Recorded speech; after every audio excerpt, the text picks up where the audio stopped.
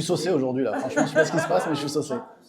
En fait, je suis dans le groupe Canal+, ouais, et j'occupe toute la partie web sport. C'est football, Formule 1, athlétisme, MMA, sport de combat évidemment. Ouais. En fait, j'ai toujours été fan de football, de sport et aussi d'Afrique. Je me suis pas réveillé un matin en me disant tiens, c'est sympa, il y a la Coupe d'Afrique et je vais écrire dessus. Non, en fait, moi j'ai toujours été fan et j'avais envie de transmettre justement une histoire commune aux diasporas, notamment en France, que ce soit camerounaise, sénégalaise, marocaine, algérienne, tout ce que tu veux, etc.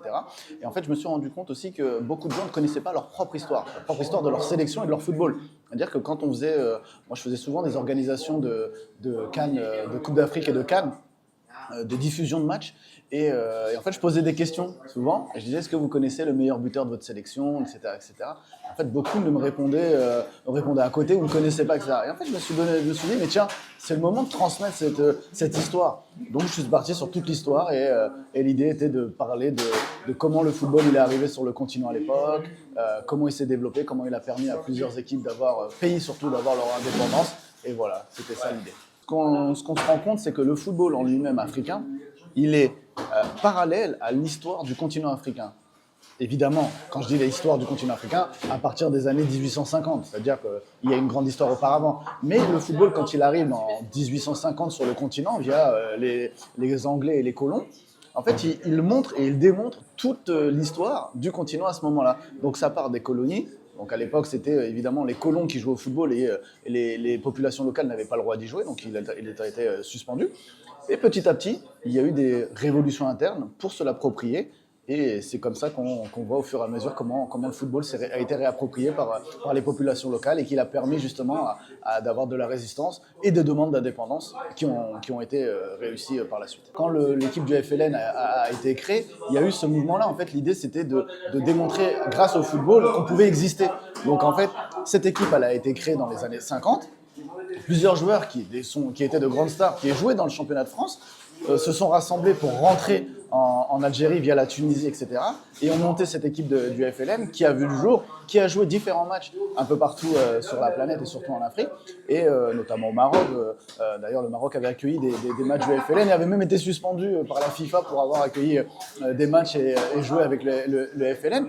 Et justement, lorsque le FLN jouait des matchs un peu partout, c'était aussi un porte-drapeau de l'indépendance du pays, l'envie de cette indépendance. Donc cette idée de création de cette équipe, elle a aussi permis de montrer que l'indépendance à venir de l'Algérie. En vrai, ce qui est dommage avec cette finale, enfin cette Coupe d'Afrique en général, c'est qu'elle a été parfaite.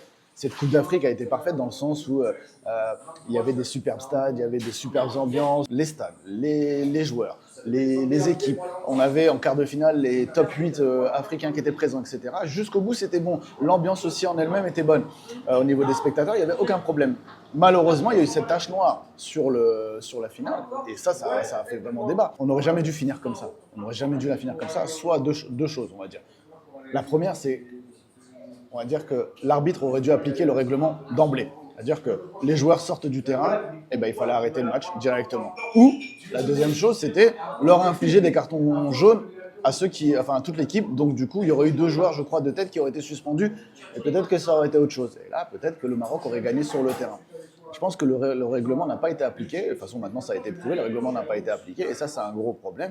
C'est que du coup, qu'est-ce qui en pâtit derrière? C'est le football africain. On dit encore une fois que le football africain, regardez, c'est le bazar, etc. Alors que si tout avait été fini correctement, il n'y aurait pas eu ces problèmes-là. On aurait dit, ouais, c'était une super compétition. Alors, je ne pense pas que le Maroc se voit trop beau et je ne pense pas qu'il y a réellement de la jalousie. Évidemment, tu auras toujours des mauvaises langues, ça c'est une évidence. On a toujours l'envie de critiquer quand l'herbe est plus verte ailleurs, évidemment. Mais je ne sais pas si c'est réellement de la jalousie. En revanche, oui, il y a énormément de critiques de voir que le Maroc assure au niveau infrastructure, au niveau des réussites sportives. Voilà, tu as des U20 qui ont été champions du monde, tu as fait une demi-finale de Coupe du Monde en 2022, tu as tes jeunes qui gagnent plein de choses, tu as tes équipes B qui gagnent plein de choses, tu as les filles qui deviennent très fortes, alors que ça fait seulement 6 ans que l'équipe réexiste, parce qu'auparavant elle existait, mais elle était vraiment moribonde, et là on a remis le paquet dessus. On organise des Coupes du Monde, on organise les CAN, on accueille des matchs amicaux, on accueille des matchs de qualification parce que beaucoup de pays africains n'ont pas de stade homologué. Je ne sais pas si c'est de la jalousie, mais évidemment, il y a l'envie peut-être de les voir tomber et de les voir rater des choses. Donc forcément, avant la CAN, on a eu quelques critiques. On a eu des envies de pointer du doigt le Maroc sur certaines choses. On a voulu faire des polémiques un peu alambiquées. Je prends l'exemple de Nicolas Pepe.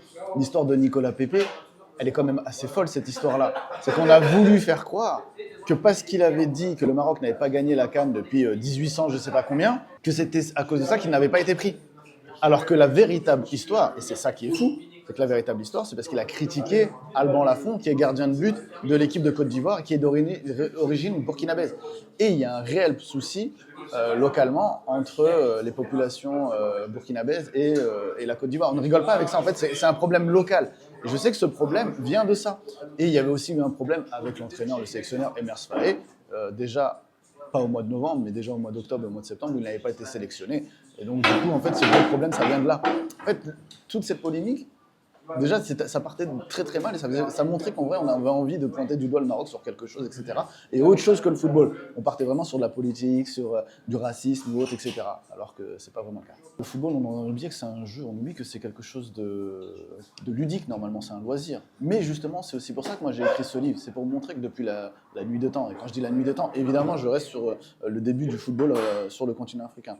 Mais il y a toujours eu de la politique, en fait, dans le football. Le football, on peut nous le dire, même dans le sport en général, le football, c'est purement politique. Et évidemment, depuis la nuit des temps, et on le voit encore aujourd'hui avec ce problème entre le Sénégal et le Maroc, ce sont deux pays qui s'aiment depuis toujours, qui s'aimeront toujours. Il y a plein de choses, mais toute cette histoire est purement politique parce que ça va au-delà des deux pays. Ça part sur de la CAF, avec la Confédération africaine de football. Ça part sur des envies de prendre la direction de cette CAF, de placer ses pions, etc., etc.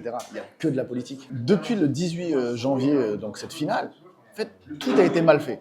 C'est-à-dire que déjà, et je remonte même 2-3 jours avant, il y a cette polémique le vendredi soir avec la fédération sénégalaise qui indique au peuple, en gros, on arrive à 18h, je ne sais plus combien, à Rabat, en partant de Tanger, à cette gare, on arrive.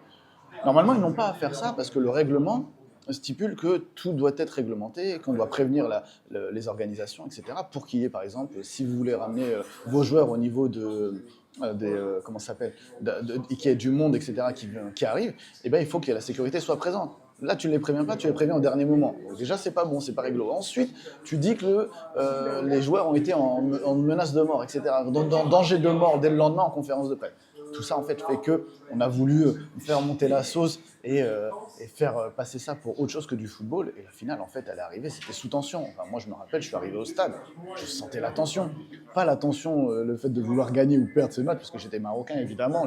J'étais pas en tribune de presse, j'avais vraiment pris ma place en plus en public, en tant que supporter, pour vivre ça. Mais tu sentais qu'il y avait une réelle pression, tu sentais que même au niveau des Sénégalais, c'était plus la fête. Moi, j'ai vécu un mois où j'allais voir les Sénégalais, où on faisait des conférences de presse, enfin des conférences ensemble, on avait fait plein de choses à Tanger, etc.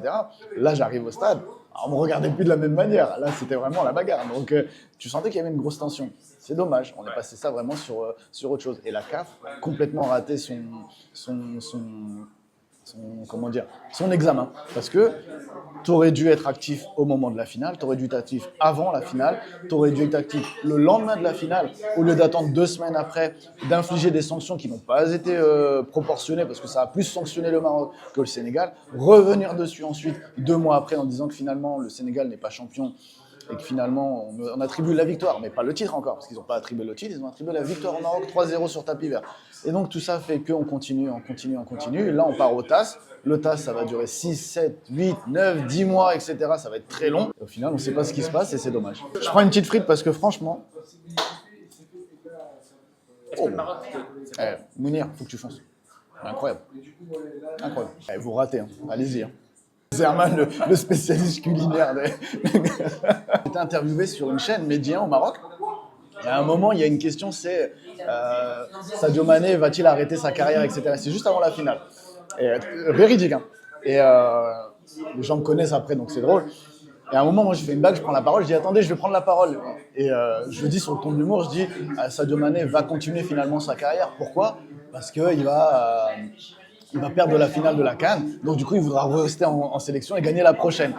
Et après, je dis mais non, plus sérieusement, Sadio Mané, c'est quand même un excellent joueur, c'est un grand joueur, et moi, je pense qu'il faudrait rester en sélection parce que voilà, il encadre tout, etc.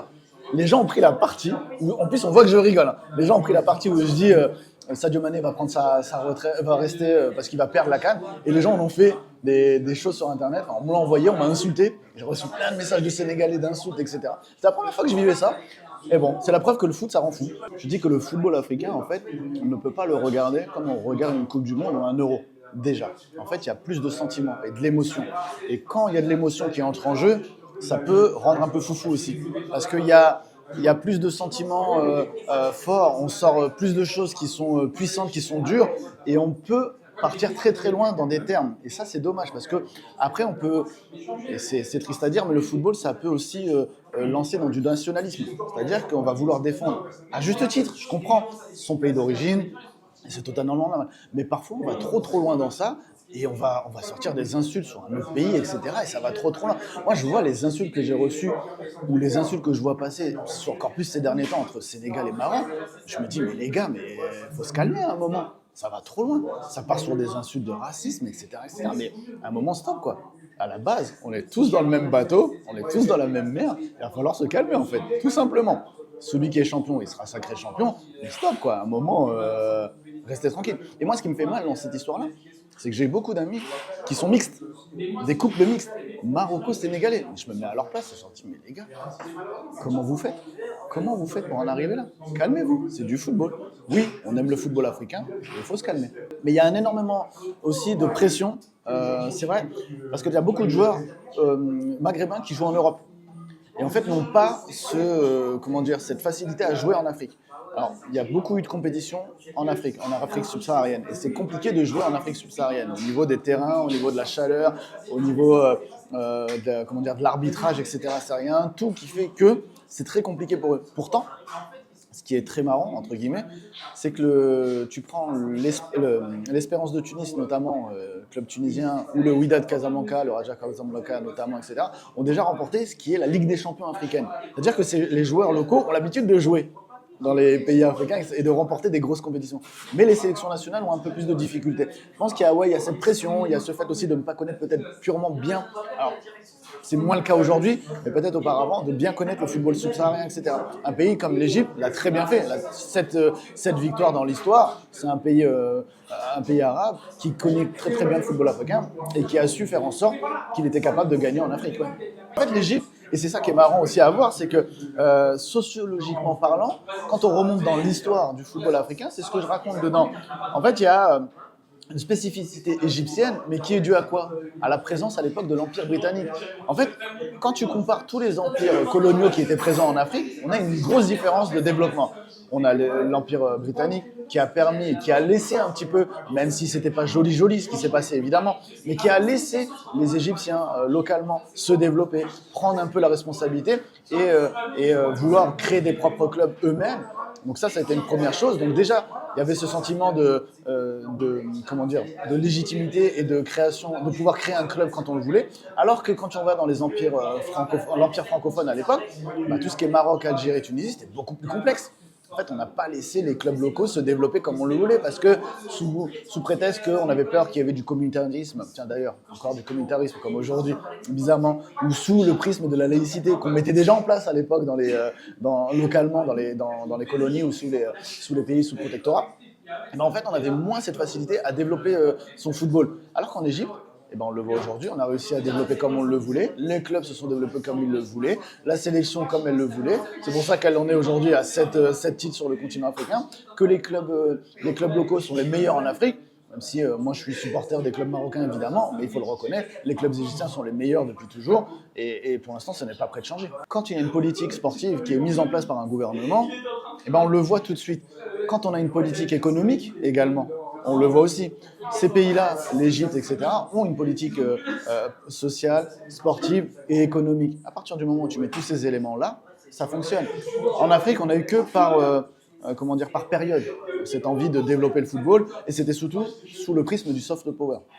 Je vais enlever peut-être le Maroc et l'Égypte, la Tunisie, quoique la Tunisie l'a eu aussi. Cette période, notamment en 2004, lorsqu'il remporte la Coupe d'Afrique, en fait, il y a cette envie de Ben Ali de mettre en avant justement tout le côté soft power de la Tunisie en Afrique, montrer que, voilà, exactement. Exactement. Mais le problème, c'est qu'en Afrique, on a beaucoup ce problème du manque d'économie, manque d'idées sportives, etc. Alors que pourtant, c'est un continent purement de sportifs. Tu regardes le nombre de sportifs, quand c'est les Jeux Olympiques, le nombre de médailles remportées par le Kenya, par l'Afrique du Sud, tout ce que tu veux. En football, on a quand même des équipes historiquement qui sont exceptionnelles. Le Nigeria, c'est quand même incroyable. Malheureusement, là, pendant cette Coupe du Monde, on ne va pas les voir. Ça va faire 2 Coupes du Monde de suite qu'on ne va pas les voir. C'est un peu notre Italie. Non, le football africain a un pur niveau. En fait, on ne se rend pas compte de ça. Enfin, nous, on a tendance à le voir parce qu'on a des origines africaines. Donc, on regarde le football africain. On voit qu'il y a du niveau. Mais en fait, les Européens, les Occidentaux, ils voient ça encore que sur le prisme du j'ai plus le mot, mais loisir, ou c'est un peu le côté de folklore. Voilà, merci. C'est ça, c'est le folklore. En fait, on le voit encore sous le prisme du folklore. Et alors que le football africain, c'est pas du folklore. Évidemment, en tribune, il se passe des super trucs, il y a du vuvuzela, il y a de la chanson, etc. Mais est-ce qu'en Amérique du Sud, on dit ouais, c'est du folklore? Quand le Brésil joue, il y a de la musique, c'est du folklore. Mais pourtant, on respecte les Brésiliens bizarrement. Quand c'est l'Afrique, non. Ah, c'est du folklore, c'est marrant, etc. D'ailleurs, la finale de la Coupe d'Afrique, la 2025, ça repart sur du folklore. Ah, mais c'est l'Afrique, c'est normal. J'ai vu une très bonne interview d'Hervé Renard qui disait le coup de la serviette. La fameuse serviette. Évidemment, c'est très bête cette histoire. Mais l'histoire de la serviette. Tu peux revenir dessus peut-être. Ouais, mais en fait, c'est pendant la Coupe d'Afrique, la finale de la Coupe d'Afrique, tu avais Saïbari, le Marocain, qui coursait le gardien sénégalais pour prendre sa serviette. Il y avait aussi un ramasseur de balles qui essayait de choper la serviette, etc. Il y avait vraiment une bagarre sur une serviette. Et l'histoire, en fait, c'est que quand on ne connaît pas le football africain, on ne connaît pas l'histoire des serviettes. Mais les serviettes, depuis la nuit des temps, ça existe. Il y a soit un coup de sorcellerie, soit des croyances, soit aussi parfois, et ça par contre les Européens pourraient le connaître, c'est aussi les anti-sèches pour les tirs au but. Donc en fait il y a tout ça, il y a une symbolique derrière ça. Alors oui, ça a été vu sur le prisme du folklore, mais ça aussi c'est un élément qui montre que malheureusement quand on parle du football africain, on a tendance à le dénigrer et regarder d'une manière assez infantile, quoi. Déjà, lui, il a double origine. Il a son père qui est marocain et sa mère qui est Guinée-Équatoriale. Et c'est vrai que parfois on suit souvent la maman. Malheureusement pour la Guinée équatoriale, le niveau n'est pas vraiment bon, donc forcément il n'allait pas suivre sa maman au niveau de ses origines. Et il y a l'Espagne. L'Espagne est là. L'Espagne l'a élevé, il est né en Espagne, etc. Donc c'est vrai que parfois s'il écoute sa maman, on a tendance à écouter sa maman. Après, malheureusement, on peut voir que là, avec toutes les insultes racistes qu'il a reçues, notamment lors du match amical contre l'Égypte, forcément il doit se poser des questions, il doit se dire pourquoi moi j'ai choisi l'Espagne, pourquoi j'ai pas choisi tranquillement le Maroc. En plus ils ont une bonne équipe, ils sont ambitieux, ils ont fait demi-finale de Coupe du Monde, finale de la CAN, gagné pour le moment, 3-0 sur tapis vert, on verra au moment de la sortie de la vidéo si c'est encore le cas. Mais ouais, peut-être qu'il doit se poser la question, évidemment. Il doit se dire, j'aurais pu aussi me rattacher à mes origines, j'aurais pu être une image pour les jeunes aussi, de se dire, Lamine Yamal, tout le monde m'aime, etc. Je vais donner envie aux jeunes de jouer pour le Maroc, je rejoins une sélection africaine, parce que beaucoup rejoignent les sélections africaines. Mais après, il y a un autre élément qui est important, et ça on n'en parle pas souvent, c'est que c'est le Fawzi Lekja qui l'a dit, qui est président de la Fédération marocaine de football, et qui l'a très bien dit, parce qu'on lui a posé la question récemment sur Lamine Yamal en disant « mais tu ne regrettes pas que Lamine Yamal ne soit pas venu ?» Et il a dit « je ne regrette pas et je ne lui en veux pas forcément. » Pourquoi ? Parce que Lamine Yamal, il reste marocain quoi qu'il arrive. Il a ses origines, il est marocain.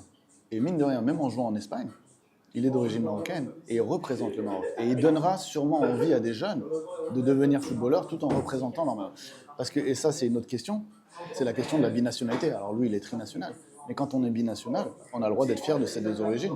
Un franco-sénégalais, il a le droit d'être fier d'être français et aussi sénégalais. Il est né en France, par exemple, il a le droit. Lamine Yamal a le droit d'être espagnol, Marocco et Guinée équatoriale. Donc moi, je pense qu'il y a aussi ça qu'il faut faire attention. On ne peut pas tout lâcher comme ça, cracher parce qu'il a choisi tel ou tel pays. Ça reste un défenseur du Maroc. Je suis sûr qu'au fond de lui, il aime le Maroc. Beaucoup diront « ouais, mais il avait qu'à choisir le Maroc, etc. » Moi, le premier, un côté droit, Hakimi, Lamine Yamal, j'aurais signé évidemment de suite et j'aurais été le plus heureux. Et évidemment, j'aurais été le plus heureux. Mais je pense qu'il y a pas mal d'éléments à prendre en compte. Et puis il y a un autre élément, c'est vrai. Mais alors, c'est peut-être un peu moins maintenant. Mais à une époque, les joueurs ne choisissaient pas leur sélection à cause de leurs agents. Parce qu'on disait, écoute, si tu choisis une sélection africaine, niveau marketing, ça va être nul, etc. Ça va pas être intéressant. Donc voilà, ta cote va baisser, donc c'est pas intéressant, on n'a pas trop envie. Donc il y a aussi ces éléments-là à prendre, même si en ce moment c'est beaucoup moins bon à prendre. Et voilà. Lamine Yamal, Maroc, t'as le droit de revenir. On peut trouver une nouvelle loi. On avait trouvé. Mounir El Haddadi, on avait fait une loi pour lui, il était venu. Bon, malheureusement pour lui. Mais Lamine Yamal, si t'as envie de venir pour le Maroc, on va trouver une loi, t'inquiète pas. Le Maroc, 2022, demi-finale. Le Maroc champion du monde 2026, c'est logique, c'est hyper logique. Et le Maroc qui fait le back-to-back à domicile en 2030, parce que oui, la finale aura lieu au Maroc, on le sait très bien, en 2030, le back-to-back, évidemment, ce serait magnifique. Avec un but de... Lamine Yamal en 2030, oui, quand il sera revenu. mais 2026, non, mais j'aimerais bien que le Maroc gagne, évidemment. Je sais que ça va être très très dur, pour revenir plus sérieusement. Ça va être très dur, pourquoi ? Parce qu'il y aura plus ce moment de surprise de la part du Maroc. En 2022, en vrai de vrai, personne n'attendait le Maroc et il a surpris tout le monde et c'était superbe. Là, tout le monde va attendre le Maroc. Il y a un élément à prendre en plus, c'est qu'il y a un match en plus, désormais. Parce que maintenant on est 48 équipes, donc ça va être encore un peu plus long la compétition. Mais le Maroc peut faire quelque chose, mais ça va être très compliqué. Et puis globalement, oui. Je vois une équipe africaine remporter la coupe du Monde en 2026 ou en 2030, c'est sûr et certain. Parce que, pas le fait que ce soit parce que pour mon amour pour l'Afrique, mais parce que c'est la juste réalité, c'est ce qui doit passer. En fait, le football tourne, c'est un cycle. Et c'est au tour de l'Afrique en fait, de cartonner et de performer. Qu'on le veuille ou non, que certains disent que le football africain est encore en développement, c'est l'heure. Il y a une compétition à aller chercher. Que ce soit Maroc, Sénégal, Algérie, qui vous voulez, c'est le moment, il faut aller chercher une Coupe du Monde. C'était un pur plaisir. C'est encore un peu tiède, on va en profiter.